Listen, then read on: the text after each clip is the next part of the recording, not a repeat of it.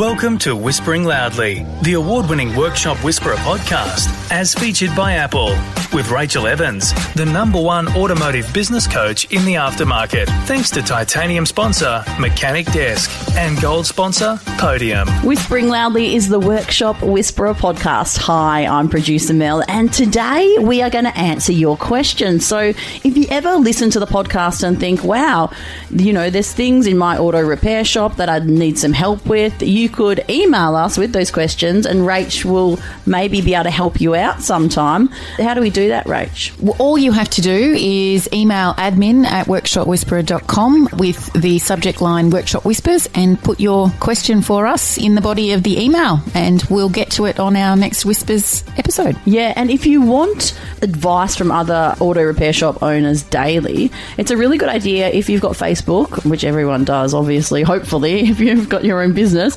Go to Facebook, type into the search bar your profitable auto repair shop, and you can actually chat to other like-minded workshop owners who can help you there as well, Rach. Absolutely. So there's around 4,000 shop owners Congratulations. in there. Oh, thank you. From, around Australia, New Zealand, the USA, Canada, the UK, Finland even. Wow. All sharing best practice. So, and we go in there as well. We do lives. We give you, tips and advice that you can take away and implement in your auto repair shop straight away. So it's free to join. There's no obligation to buy anything from us, become a client, anything like that. It's a safe place for you to ask questions, and there are no dumb questions. Awesome. Coming up next, Workshop Whispers. Learn tips and strategies from the comfort of your lounge room to make your auto repair shop hum in Workshop Whispers. Whispering Loudly is the Workshop Whisperer podcast. Hi, I'm producer Mel, and today we answer your questions in Workshop Whispers. Jenny from Q in WA asks, what's your opinion on putting service stickers on customer cars? Is this something we should consider, or is it just another cost to the business, Rach? Well, thanks, Jenny, for asking this question. I think it's vital that we put service stickers in the inside of the windscreen in our customers' cars for a couple of reasons. First of all, we want to let them know just a few vital stats, the expected date of their next service. We want that sort of embedded in their mind that they will be coming back at this time. We want to let them know what their odometer reading should be when they come back in. So there's a little second indicator when they can see that they're getting close to that, or it's going to be time for a service.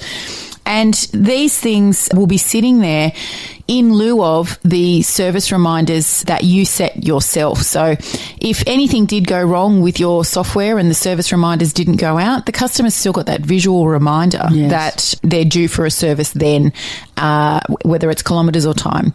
And I think that it's also an additional opportunity for you just to put a little bit of branding in front of them every single time they look forward in the car. Yeah, why wouldn't amazing. we do that? So, you remain top of mind. So I don't see those things as expense. Sure, they sit in the operating expenses part of the profit and loss, but they're also a little investment. Do you have to go crazy with them and, have outrageously graphically designed service stickers?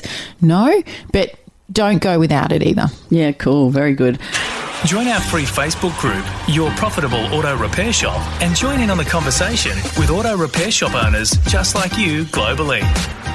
Craig is in Mount Buller in Victoria, and he asks, how should I respond when a customer asks me what our labour rate is, Rach? Well, this one is quite a common question from clients and people in our free Facebook group.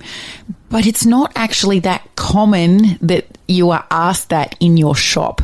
Okay. Now, I have conversations all the time where shop owners realise after the conversation that we have that they're actually more price sensitive than many of their customers because they're pricing all day. So they assume that people either know or want to know what the hourly labour rate is. Now, I'm not saying that no one is ever going to ask you, but the percentage of your customer base that actually requires this information, that actually wants to know, is really, really small, a couple of percent. So if somebody does ask, then my advice is to flip the question. So consider, why are they asking? Is there something that they haven't found value in or haven't understood about the work that you've done for them, or if this is an inquiry that you've got on the phone and the question straight up is, oh, what's your labour rate? Oh, can I ask what job you're looking to get done, please? Because I won't know the answer to that until we know what we're looking at. That's true. So, you need to drill down and qualify the customer a bit. That's right. More, and in any conversation, questions are the answers. So if somebody's asking you a question like that, they're obviously price shopping you.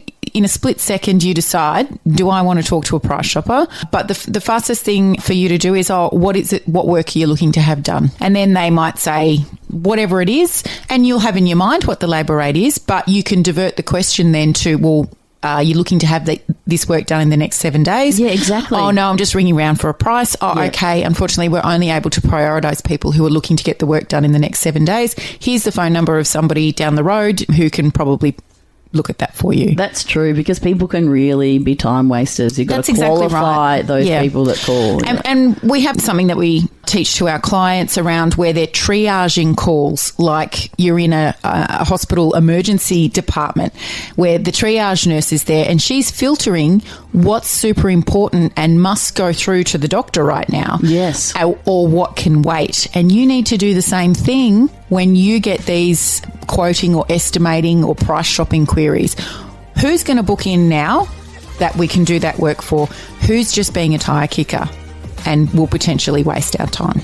Yeah, because that's what you don't want, and time is something you can't get back. Correct. Whispering Loudly, the Workshop Whisperer podcast. Please rate and review wherever you listen. Thanks for listening to Whispering Loudly, the award-winning Workshop Whisperer podcast, as featured by Apple with Rachael Evans, the #1 automotive business coach in the aftermarket. Thanks to titanium sponsor Mechanic Desk and gold sponsor Podium.